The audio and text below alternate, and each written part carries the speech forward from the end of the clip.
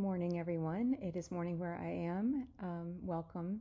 This is going to be just a short soul share from me, very personal, and not entirely sure why this is so important for me. And I don't know if it's important for me or important for others out there, but woke up with just an insistency to go ahead and share this from my heart. So this is going to go way back to a portion of my story that was the most difficult in this life to me, but which is not something other than the pain that I've shared from time to time related to it that many people know. And I'm not going to share all the backstory at the moment. I'm just going to tell you what happened this morning because it's been a full circle moment for me, and I'm wondering if maybe that's what it's about in terms of the insistence that I share this, is that maybe all of us are having these full circle moments where we see with great clarity the beauty of what our soul said yes to, even in the face of the absolute, almost sometimes unbearable pain that journey may have resulted in. Now, this isn't to say that everything that's happened to us in our life is tied to that soul's journey, or that the emotional pain that is there related to things that may have unfolded connected to people in particular, or relationships. It's not to say that to identify with that emotion or to elevate in any way the quote suffering, or what does a Buddhist call it, samsara, is that correct? I'm not sure, but you get the idea that not to identify with that portion of the experience, but rather to be the observer. And that's what the beauty of my experience this morning was. It was kind of a full circle to something that used to happen, that used to absolutely destroy me for 3 decades, over and over again. And I came out of that about roughly 10 years ago. I'm not going to sit here and try to sort out the timeline, but roughly 10 years ago, and was able to move on in terms of allow that to surface, but not allow it to take so much from me and from those around me. Sorry. Give me a sec. So I'm just going to read from my journal, actually. That'll be easier, and then I'll say a few words. So upon awakening, very disturbed again. So I had written about a dream that I had that was nothing related to this, but my guess is it is related. So I'd written the dream. I do that sometimes. And then after I wrote about what actually happened in the dream, I talked about after I sat up and had processed the dream, upon awakening, very disturbed again at the absolute incredulity that I have toward the church. And by the church, I do not mean religion, all religion, and I also do not mean the specific, at this time, I do not mean the specific situation that I endured, but I do mean all of the people and the places and this collusion that I've talked about before, where it's like, I see things kind of on the meta level, and so I see how it's all just it's what do you call those little sticks we used to build things with? They're like the skinny ones, not the Lincoln Logs, but the really skinny ones. Is it pickup sticks? Or it's like a bunch of those crisscrossed. And it's an illusion. It creates a web of deceit and disillusionment. Think about that for a sec. And I saw this way back, I saw it when I was in the middle of it, but I believed so much. I came into this life, and this is part of my soul's journey. There are many facets to our journeys, many reasons, many purposes that we are here for. But one of the strongest for me was my love for all the things my soul remembered. My love for the Jesus story and all that I knew about that, and my love for the early foundations, but not foundations as in structures and built, but the true principled foundations of the movement of the way, of walking in the way, what I call walking in the way. It's just my term for it, but Jesus did speak of the way. He said, I am the way, in hopes that we would understand his model that he was laying down for us. But in any case, back to the church. So I came into being with such a passion and a love, and also for a firm conviction from the time I was a small child. Before, by the way, I would not join the church until I was sure that so I thought about it for many years, and I was still a child when I joined. I was 12 when I made this commitment, and it was a commitment across the board. It was a commitment to everything I knew I came here for, and that included a lot of things. And one of those things was to be brave, and no matter the cost, to stay true to what I believed, which I have sought to do, even in the face of being attacked from all sides about that. People don't like it when you stand in the middle.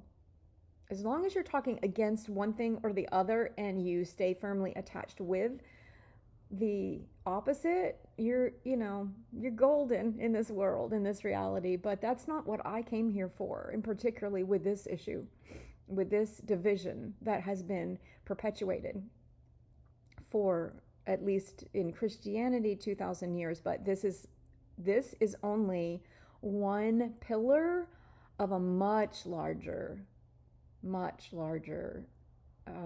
pattern that is cosmic in nature, and it is not serving us. It's not serving life or creation or our Creator.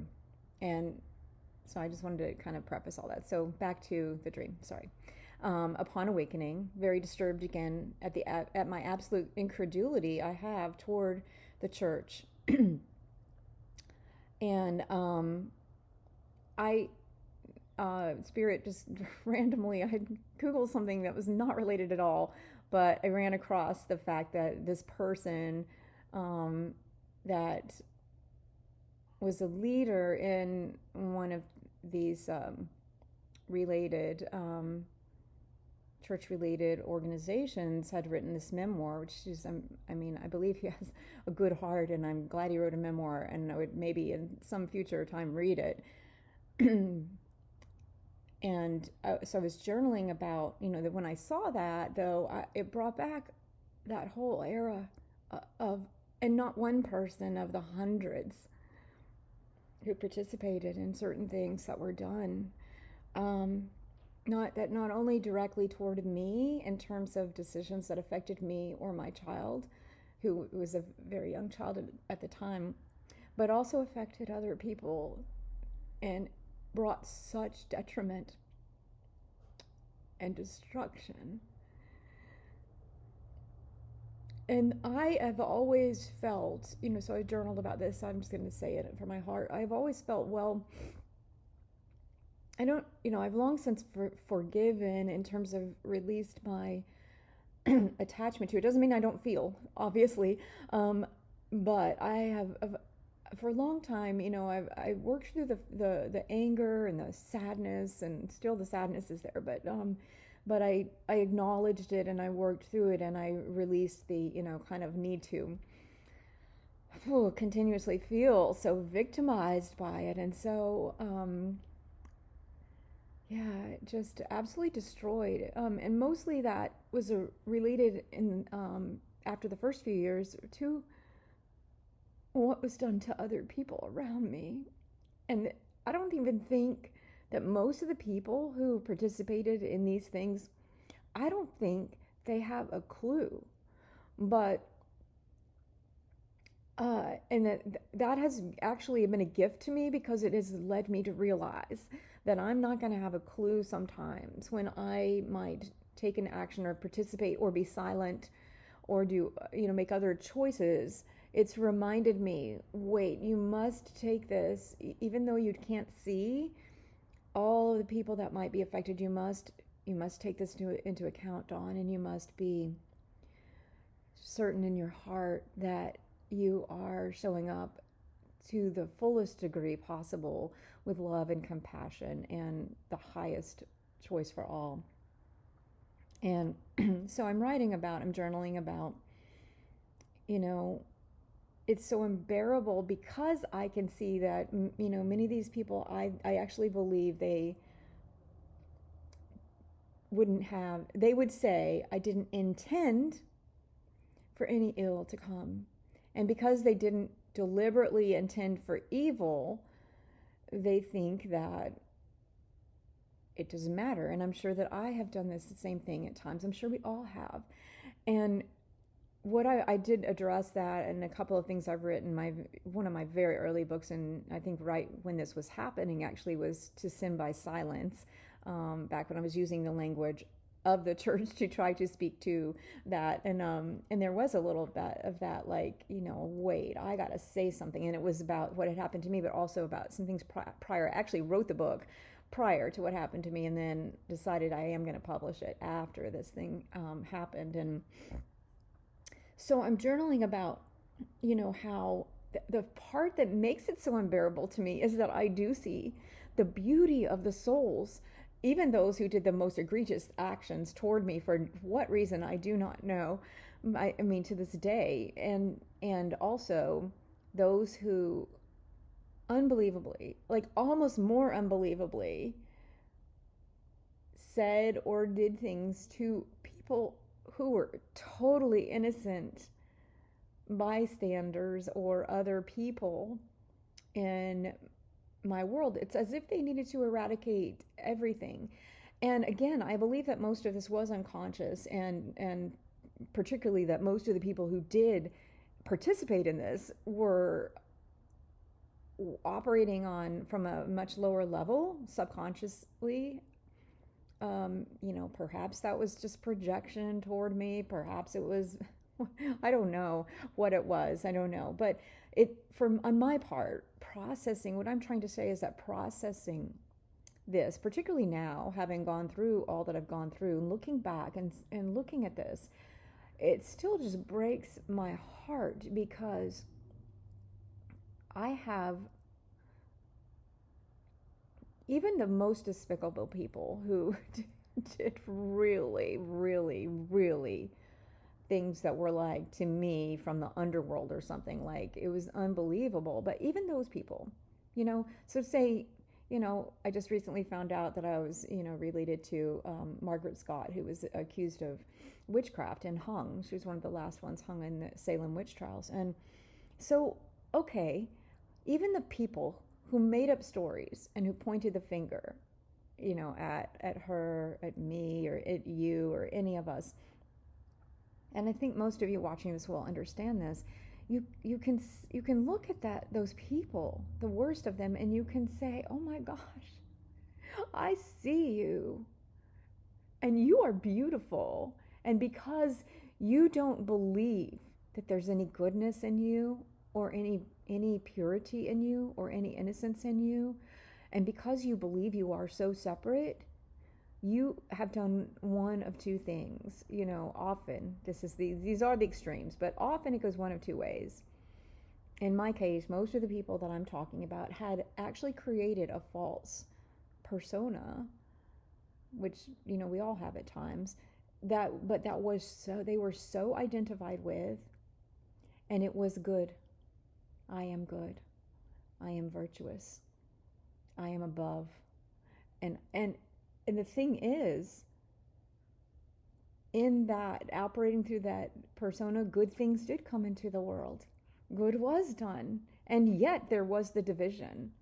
And yet there was the ability to act from these lower principles that were so disconnected, not only from the truth of who they were, but also the truth of what they say they stood for. So there was this absolute, you can't see it any other way if you're going to see the facts. And again, I'm not just speaking about what specifically happened to me, that's my experience, but also the larger ramifications of that. And every time something like that happens from any of us, there goes out, I see things, I see the energetic patterns, and it's very difficult to describe, but I promise you, there is a line of energy that goes out that is a line of corruption, essentially, a line of discord, disharmony, and it will corrupt the very, it will not corrupt the absolute truth, if there is some, in what you say you stand for. But what it will do is it will make a mockery of it, honestly. And it will render ultimately your attempts to uphold it as an utter, it'll doom it to failure. And this is part of why it's so complex for me, because the thing is, and I've spoken honestly about this before, that these things that I hold so dear in my soul treasures, which is all of the ideas that Yeshua taught, and also the principles of the true nature of compassion and community and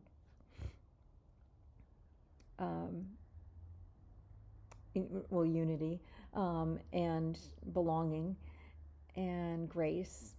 It's all made to be something that is falls short of that true story here, and in many many times and spaces and dimensions. And it's not just Earth, but and it's not just the Jesus story. So that's a very narrow thing. I acknowledge that, but it is something I'm passionate about, as are many of the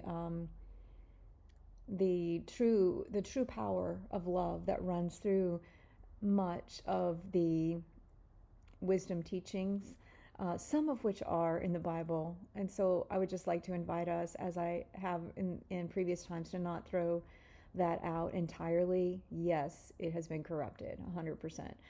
Yes, it for sure doesn't tell the whole story. And yes, it is, it's been manipulated and used as a weapon.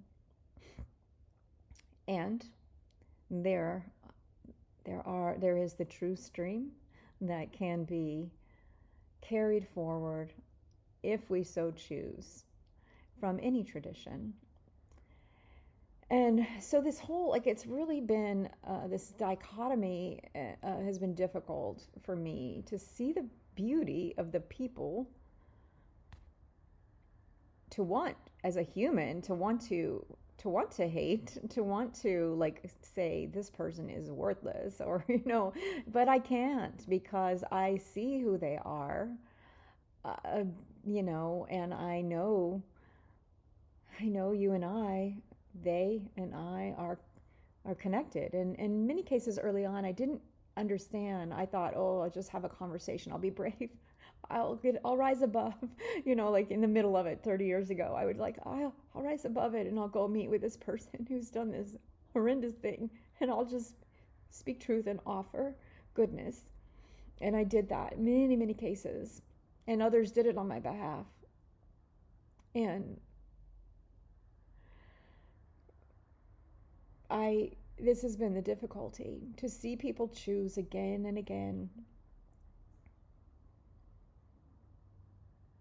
in a way that not only harms others around them, but destroys the very nature of what is held in these earthen vessels, that is that purity, that beauty, that innocence, all the light and the life and the love we are, that is a reflection of the one light and the one life and the one love. And it's been very difficult to reconcile that, particularly people who speak about, in very eloquent ways, this gift of life that we are, and this grace of community and mercy and compassion and all of these things. And so in my journal, I was writing about what happened this morning, and I wrote, and for the first time in nearly a decade, all was crushed within, but without the outpouring of emotion. I simply observed it, and I had such compassion for what my soul chose, and all this body, mind, and spirit had willingly offered in service to my choice to believe in a higher harmony and hope that the ministry of reconciliation could, in some world I may never know, break the spell or dispel all manner of separation, division, and denomination. I have always hated that word, denomination. I'm like, duh, it's in the word. Like, people, wake up. Like, it's about one.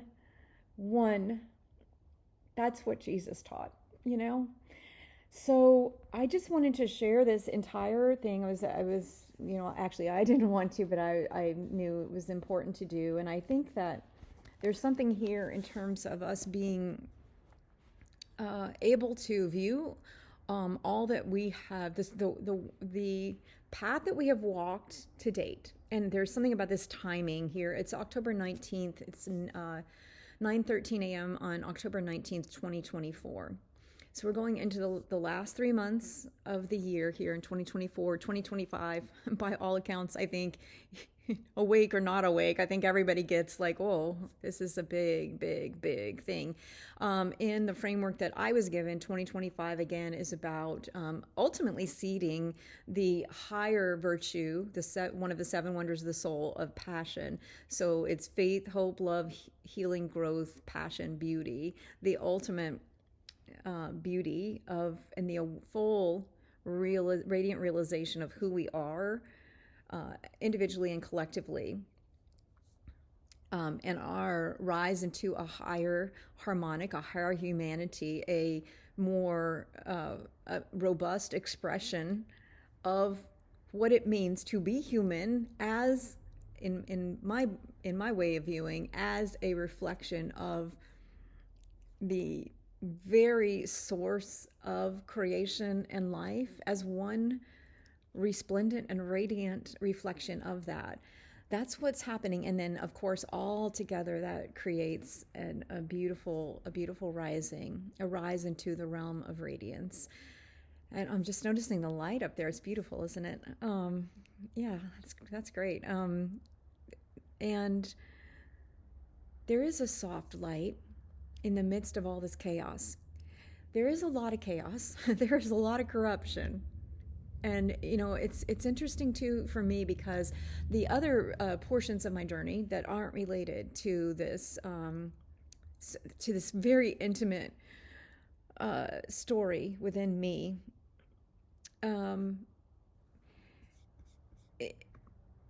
they are very much about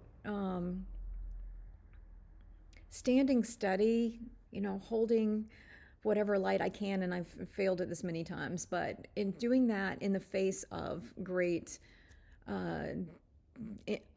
non-integrity, dishonesty, untruthfulness, corruption, chaotic patterns that are disruptive and disharmonious and create division and separation, and that is illusion. It is literally, when we do that, any of us, when we do that, we are a contributor to disillusionment and ultimately decomposition and decay, or decay and decomposition, I guess is the right order there, and a de-evolution, rather than a rising up and offering back to life the life that is within us. And ultimately, that's what I'm saying, that there is an opportunity here for us to really see the journey so far, to feel a level of compassion toward ourselves, right? Whoever you are, whatever the journey has been.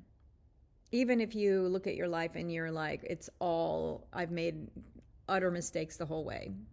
All of us are going to feel that at some point. But find the beauty in the way that you have walked. find what is good.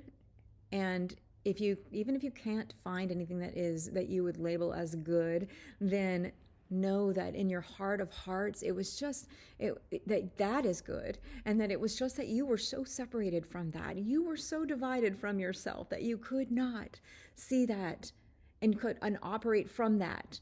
And perhaps you really did see others as, I don't know, I mean, I don't know. I am at a loss for words, particularly with regard to kind of the story that I've lived, but also, when I look sometimes at the more societal elements and the level of the heart being so locked down. Not in terms of holding your own convictions. Certainly, that is one thing I believe in. I mean, I think everyone who knows me knows that. Like, at least I'm interesting because I have like 2 or 3 very, very firm core convictions that I will never waver on. Never. Freedom is one, and freedom in the broad sense in terms of sovereignty and the ability to navigate life as in the manner that feels natural and good and true to me. And then this thing I'm talking about is clearly another, which is this, and it's not, I call it the Jesus story, but let me be clear. It's not a made up story. It is real. It is real. As a matter of fact, I want to read you all something. I came across the person I was mentioning that wrote the memoir, who was in power, and again, actually, he was a peripheral player, if you will, but had the power. He held the power, and he did nothing. So a few months after all of this went down, there were multiple layers to this, by the way. Let me just go back and just recap. So I was kicked out of a church, which was the most painful thing. That was one set of people.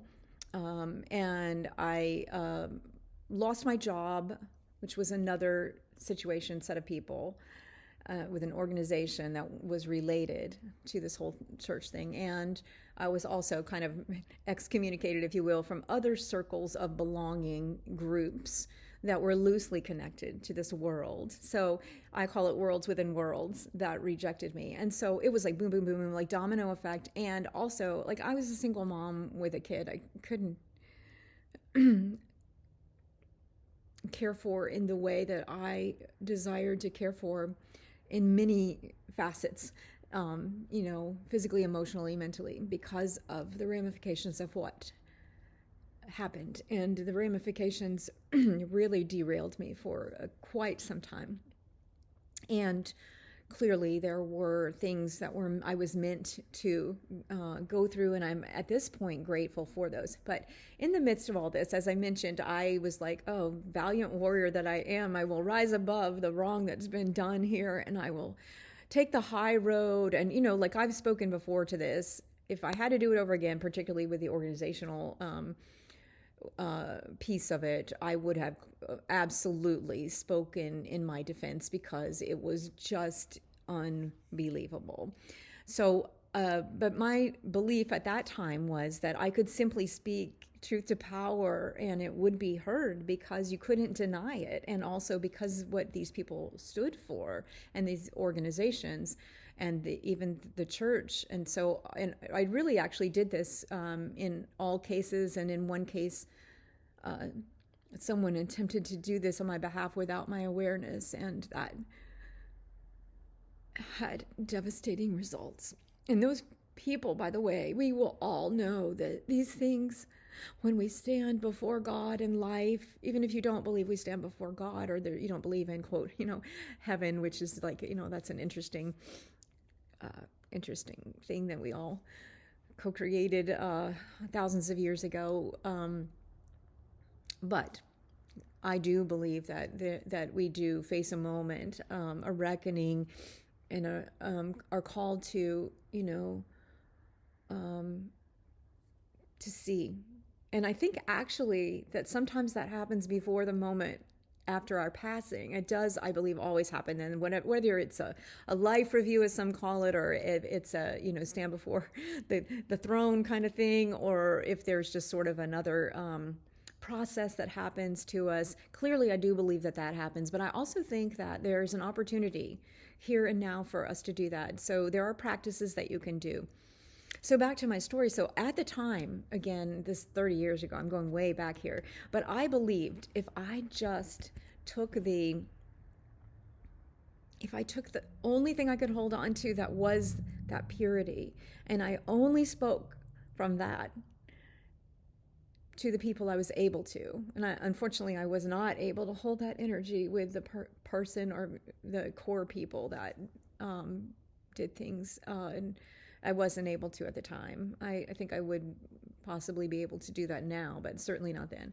And but this individual, had held all the power, and I was like, how can this be happening and this person be aware of it? And so I did. It took great courage, but I did summon that courage and lay aside my broken heart, my broken spirit, my broken mind in some ways, in my body. And the physical, I didn't even mention the physical, what the life had, what was happening. And I summoned my courage, and I walked in and I met with that individual, and I spoke with him for roughly an hour. And I remember when I left that day, I believe it was the same day. I remember I got into the elevator. I think it was my birthday. I'm not positive about this. It's in my books, wherever that is. But I remember getting on the elevator, and I literally physically collapsed in the elevator. And I barely got myself up before it went down like 4 floors or whatever, and stumbled out. And I just was, the meeting itself, this individual did listen, but it was clear that it was like a stone wall. It was so odd because the words were of compassion, but the heart was weirdly locked down. And I was puzzled by that at the time. And so there was certainly no outcome that there was nothing I received from that. Let's just put it that way at that point, except for the peace that I had done what I could, and I had made a gift back, an offering back of life, of my own heart, and also had sought to, at the time, I actually believed that, oh my God, I must have done something that I don't know. And so I actually believed somehow that I had to make amends or somehow, but I didn't know what for because nobody would tell me. And so I remember I gave and I gave and I gave when I had nothing to give. And I look back and I think, oh, yeah, part of me just really wanted just to be acknowledged even for that. When I knew, the thing is, I knew who I was and what I stood for and why. I knew what was at stake. I knew I could see this pattern. I certainly couldn't predict a pandemic and the political situation we have and, these years and what lies ahead in 2025. I didn't necessarily see the specifics, but I can tell you this. I did see the absolute imperative that we, me, these other individuals, you, whatever was going on in your life and in the discord and the disharmony and the disruption, we must rise above these things and we must come together. We must. I saw the urgency and I still see the urgency. And so at the time, 30 years ago, I had this meeting and it was over. And so I was like, well, now what? How? And I, not only how do I go on in my own life, how do I even get through a day? I mean, that's the severity I was living through.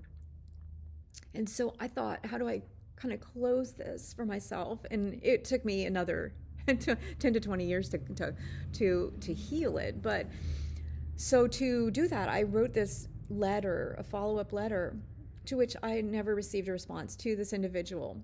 So the first half of the letter I will not read because it is specific to the individual and thanking the individual for meeting with me and speaking about the organization that I was with. And then, I'm writing to thank you for the gift of your time. I said thank you, and I told him what it meant to me. And then I said this, and I'm amazed. This was in, this was about 20 years ago. So this was about 7 or 8 years after this all happened. I wrote this letter. So there was an extended period of time between this, but I went ahead and wrote this as my closure, because I never received any closure or anything, honestly. As a matter of fact, at the end of that meeting that I had with that individual, it was as if they saw me as some sort of person who,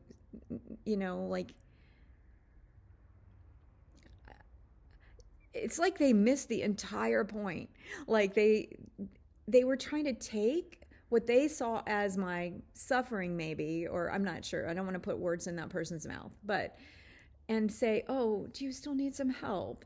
And then try to give me help and try to connect me with, I won't name the kind of person they were going to connect me with, but basically somebody who they saw in their worldview could somehow assist me in processing what they thought I needed to process. And it was like so completely missing the point that I was like, and unfortunately, in this, there are things it teaches us, right? It teaches us who we are. But I was like, oh, okay, I'll do that too.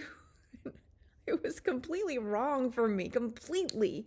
I could not even tell you how wrong it was for me. It's like, ooh, I'll go down this little narrow, chute to down here and pretend I'm this, and you can help me now. Like, it was just it was mind blowing. And yet my mind had already been fragmented to the point that I was like kind of lost on the seas at that point. And honestly, what was really happening is, oh my gosh, it's happening again. The stories, I think now, I used to think it was just the one story, but it's the one story that is so alive, but it is many stories, and it is a soul level healing. And so ultimately it brought me back. So back to this, I wrote this letter to this individual, and the second half of the letter I'm going to read to you. In my humanity, I am grieved terribly by the thought that I may never know why, that I will forever be separated from so many people and so many opportunities that were life itself for me that I treasure. I do hold fast to who I am in Christ, and I long to share that joy with others, to have it celebrated perhaps even as I celebrate God's working in another. Your observation, this individual had given me one insight that I was aware of, but he had put it in words that were quite eloquent. He was quite an eloquent speaker. And he had mentioned to me in this meeting that we had about the complexity versus simplicity. And he was talking about, essentially, I think what he was saying, I don't want to put words in his mouth, but I think what he was saying is, okay, so you're seeing the complex nature of things, but, maybe there's just a simple nature of things. And on the one hand, I think he was, not being accountable. But on the other hand, there is truth to this. There is truth to this because the nature of my soul is quite intricate, and you could see it as complex. You could see me as complex, right? Because I hold these differing values and convictions, not just beliefs, okay? I just want to make a distinction here. Convictions that are connected to the whole of who I am. And these seem to be contradictory to those observing them. So just to give you a simple example, my free-spirited nature, my passion for life itself and exploration, is very, very, it's a deep commitment in my heart, as is faith. And by faith, I mean my relationship to life itself, to creation, to God, and in my case, to the teachings of Yeshua. And that path, not in any rigid religious sense, but certainly in terms of a model for how to move through life. And I completely honor those who have different perspectives. But because those two can seem to be diametrically opposed to people on the outside who are operating from within some religious system that tells you, no, you can't have both. Yes, you can. And so it seems contradictory. But he had made this observation about complexity versus simplicity. And so I wrote him and I said in this in this letter, your observation about complexity and simplicity brought to the surface many thoughts and feelings and more frustration that my life has afforded me little opportunity to share such or to learn from others and be welcomed and celebrated as a member of the body of Christ. You may think at first these to be purely psychological issues, which clearly he and others did. No. 15 years and tens of thousands of dollars of therapy and as much time or more seeking God's light in the dark tell me they are not. In my soul, all that I am can be reduced to a broad expanse of belonging to Christ, who came to me before I knew or remembered perhaps anything of God, and to the desire to know and love him more. And I'll just aside say to you, remember, I'm writing to a specific kind of person who's in that religious world, but of course it is not just the idea of Christ as presented by the church. I'm talking about the larger story here. And then to pick up my letter, I say, in the language that he will understand, life or Satan or sin or God, I know not which or in what combination, have taken who I am and twisted or contorted it so that others have recoiled from me. I know God has never abandoned me, even in those times when the world went dark and there was no light, no matter how I screamed or begged or pleaded or waited. Even now, and then I go into the story of my current physical reality, which is the first time I had shared this. And I didn't expect any response, but looking back now, I'm like, how could you read this letter and not respond to somebody who has told you this? It's, again, incredulous to me. It's like, I cannot think of any possible realm in which you would not do something, not to help. And maybe that's the whole thing. And maybe people in this world actually believe that unless they can just, give some money or put you in touch with somebody else or like pretend that, and no, it's about our hearts. So what I've always struggled with and still do in this case and many, many others is how can I also, I am certain that at times I have unknowingly, I hope, done this, but like, how could I see something that is so harmful and difficult to an actual living, breathing being and do nothing? And I mean do nothing as like not even say a little prayer, not even wish them well from my heart, nothing. And I think because I am so empathic and see these patterns, I'm more aware perhaps than many people of how it's not just that people don't act as in physically do something. And I don't mean throw money at something or, just without feeling. I mean, where is your being in response to this? And where is my, I'm asking of myself too, where is my heart? You can't, and there's a lot of suffering in the world. And I think that that's how many of us get through it. We just shut ourselves off from it because we can't take it. That's not a way forward. So in this letter, I had a paragraph. I mentioned what's happening. And then I say, I paint the picture of what the life is, the current reality. a few, I think it was months or years after I met with him. I don't really remember how long it had been, but when I sent the letter. And then I say, one thing I hold. I am certain of God's unfathomable love for me, and perhaps the visions and the indescribable love I have felt for others in my life are, in fact, gifts to sustain me. Because previously in the letter I was questioning, how can this be? Like, there seems to be no reason to hold on to such a view. And then I say, the true complexity for me is this. Circumstance has narrowed my ability to thrive. It has robbed me of the privilege of being known as I am for who I am. There are few who can distinguish between one's true desire and the murky, undesirable circumstances to which life leads some of us. Meaning, we can look at somebody's life and see this picture that looks like they created it. Get yourself together, person. Like, what's happening there? That looks pretty bad. Clean it up. And what I'm saying is, it's hard for us to distinguish between that and the actual heart of the person. And what I was trying to say there, and what I didn't understand until much later than this, I didn't understand. I literally thought most everybody could see what I could see, could feel what I could feel about the heart of individuals, the heart of groups, the energetic patterns that were running. I didn't think they could see it to the degree maybe that I could, but I thought they kind of knew it. And now I'm not so sure, or, I just don't. But I think what I said there is important to know, that it is important for us not to judge others or to think, somehow that they don't need our love. And it's not our help. I use the word help. That's not what I mean.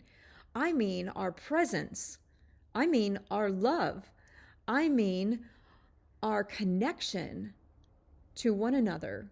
And that begins with our connection within ourselves. And that's what I see very clearly now from this distance.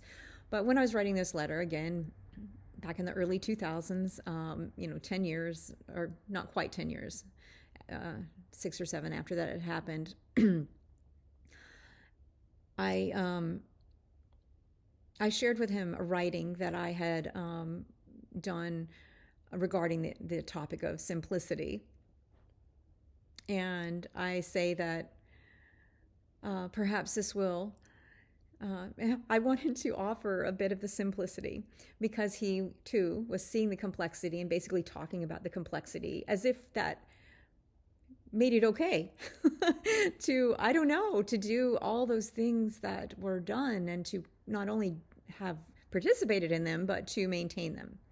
And this was the part that was the most difficult for me, was the maintaining of that, and all the peripheral people that went along with that, and all of the complicity. It's one thing I really have a hard time with in my journey in general, particularly at the collective level, any kind of group, any size. And so I shared this writing on simplicity that I had done, and I said, perhaps this is a better representation of my consistent and honest desire, my singular soul S-O-L-E, and soul S-O-U-L desire to know God, to be known as a child of God.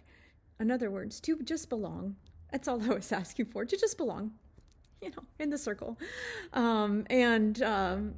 I said, what I struggle with most is the apparent willingness of so many numerous communities and those individuals belonging to those communities to label and to judge and to summarily discard people, myself included, without any conversation, indeed without any reason given, and without any dialogue, without any evidence of redemptive love or compassion at all, without regard to the very real human harm done to innocent people, to my child, I'm mentioning my little boy, and to those who witness such a travesty. Now, let me say, unfortunately, things that happened after this time, again, with all different kind of individuals from all areas, not only toward me, but toward others, that did such great damage. I believe, soul damage to others who perhaps weren't as, I don't know, I don't want this to sound superior or anything, but the strength of their soul wasn't quite as secure, I suppose. And that happened after this. But I then share in the letter, what I struggle with most is the apparent willingness of, oh, I'm sorry, I already said that, to label and discard people without any conversation, without any reason, any dialogue, any evidence of redemptive love or compassion at all, without regard for the very real human harm done to innocent people. I do not know whether what I really need is, and then I refer to this thing that this individual had told me I needed, which I ended up doing, because I'm like, oh, okay, go a little lower. Oh, okay, go a little lower. Oh, okay. So like it started with, I'll check myself into this hospital, fine. Oh, okay, all right, fine. I can't have my job, okay. Oh, I'm not allowed to be in this church, oh, okay. Oh, now I need help? Oh, okay. I went along with all of it, and I gotta say, from that where I was, honestly, what I felt internally in my soul was that I had somehow really failed, really, really screwed it up. And I was convinced that I must have done something that I was unaware of, because that had happened in my distant past. I was convinced that I must have done something. And so all I could come up with is I was aware of like one thing that I said, one word that I said, which was not at work. It was not in the church. It was a one-person conversation with one individual who was doing things that were, or participating anyway, in things that were not only damaging to myself and individuals around me, but were also borderline, actually in some cases definitively illegal, and in other cases borderline, very questionable, very unethical. Certainly I could have brought a lawsuit in multiple directions, in multiple ways, and was encouraged to do so. and so of all these things, all these worlds, it literally boiled down to I couldn't remember anything. And so I was convinced at the time I must be missing something. And so, okay, I will do all of these things that you somehow think that are needed. And all, by the way, I will say that, for the majority of those things that I did,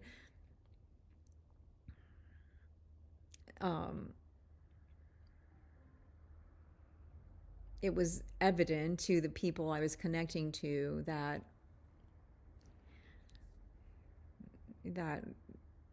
this was, yeah.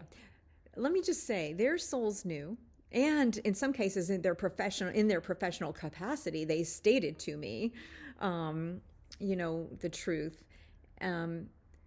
Again, it was hard for me because actually I'm like, if that's what you believe, then why will you not thank you to me, from me to you. And could we share that? I wanted it to be 100%. See, I think this is where I'm very different than a lot of people. If I have a firm conviction, if I know the truth, I may not say it in every circle, but I will live it. And I don't understand why 90% of the people, so this is across everything.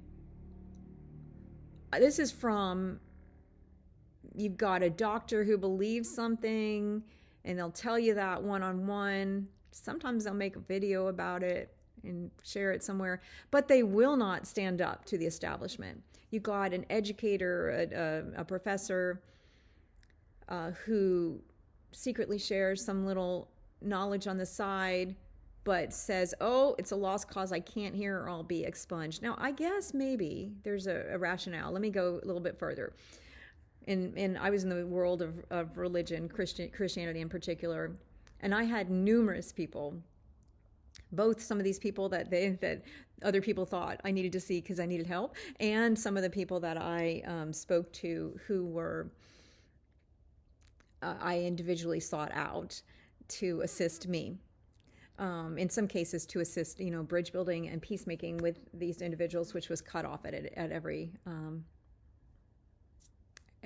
pass, and in some cases to assist me in working through it, and but they would say one thing about the systems that they were in, but when it came to it, they participated in the evil of those systems. And I've never understood that. I don't. I'm not a proponent of completely, let's go live in caves, although I've clearly done that in the past. But let's be in the world, but not of it. But let's speak truth. Let's be truth at the very least, even if we don't speak it. Let's be that. Let's live according to the principles of who we are and what we hold fast to. The higher design of life. I don't understand it. And that's what I was saying here in this letter then. And so I was saying, I don't really know if what I need is what you say I need. I do know that I will, by necessity, remain honest about my own journey and willing for it to be used for some greater good. I only hope that one day those who ought. This is me remembering 2,000 years ago and other things of the nature. And I say this, I only hope that one day those who ought most be companions along the way will break through what barriers there are to seeing that I am them and they are I, and we are one, restored to one another and reconciled to God, to life. And I pray that whatever scales have blocked my own sight may fall quickly and forever be no more. And I close the letter by saying, please know I am open to further conversation if at any time you may feel led to pursue that or to offer any insights. However, if that does not happen, that is fine too. I thank you again, and I close the letter, again, at that point in my journey. It was all about being humble and doing the right thing and essentially like it. Gosh, I suppose Jesus would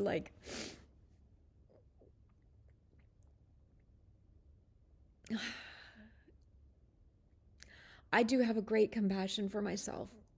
And what I want to say is I had no recollection that I had actually at least written exactly what I did believe and who I do, how I do see myself as a child of God, as belonging, though I had been expunged and rejected and excommunicated and cut out and X'd out, as the therapist that they thought I needed to see said, you've just been X'd out of, the community. That's all that can happen. Which, to this day, I see it clearly. She was correct.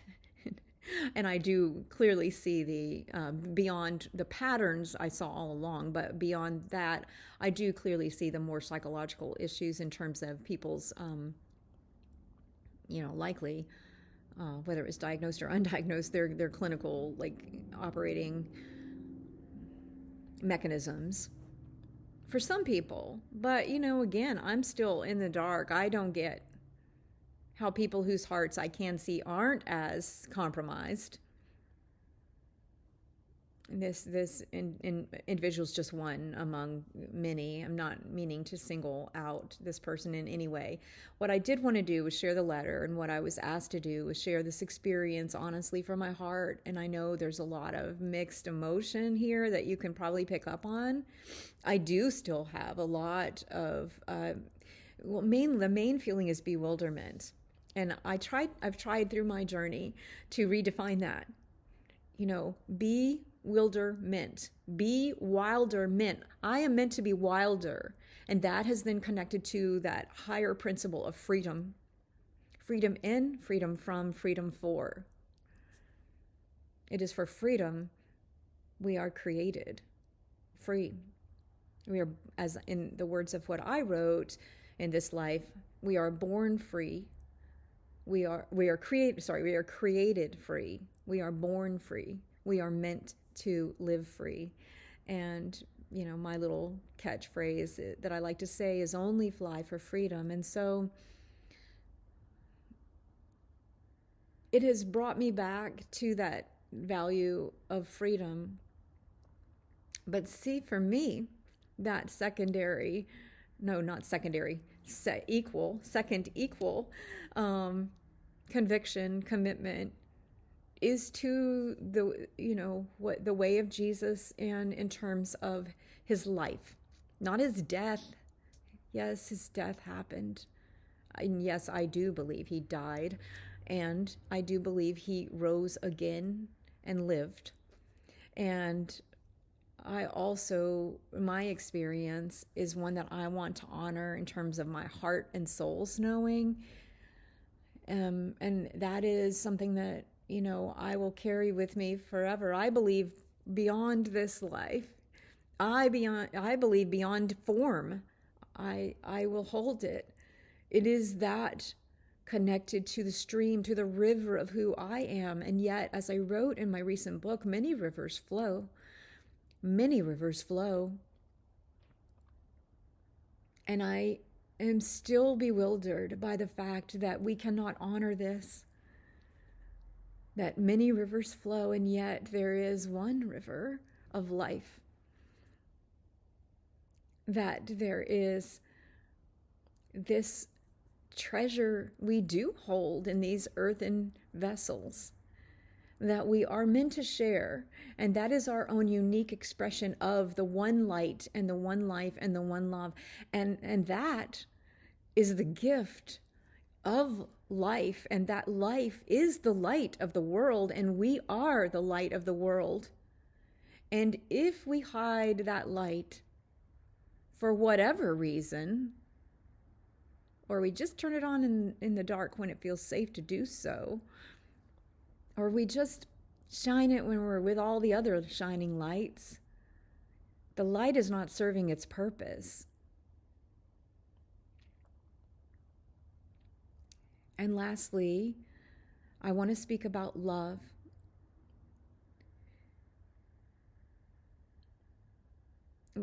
Because when we allow all of these, what we might see in our lives as lesser evils or just slight oversights, I'm pretty sure I haven't been on this person's radar at all.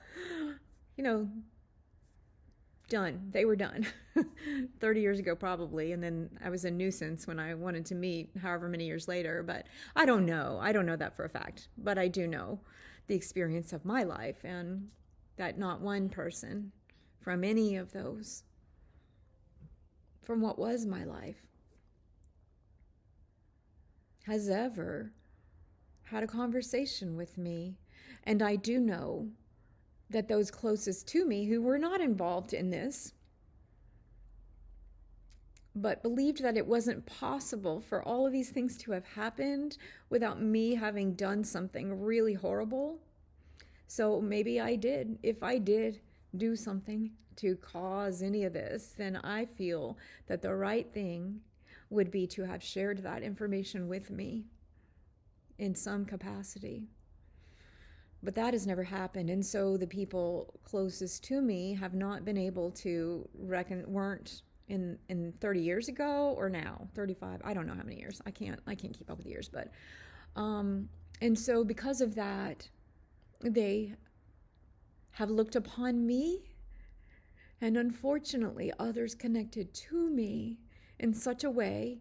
Again, I don't think this is conscious and deliberate, and it's certainly not with an evil intent, because I feel and see the love of their true hearts and their souls. And I see these things and I share these things with you about my own journey because I see them replicated all around me.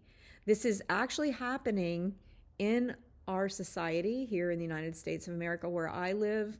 It is most definitely happening in other regions, geographic regions, ethnic groups, cultures, regions. I already said that, didn't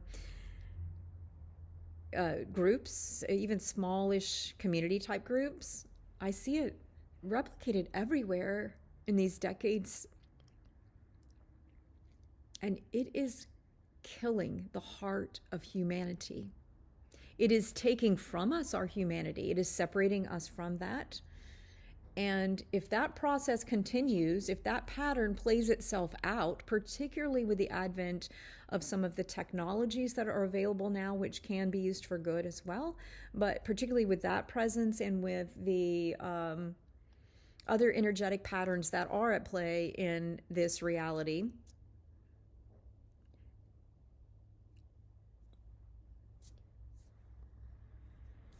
paint the picture for yourself. Just know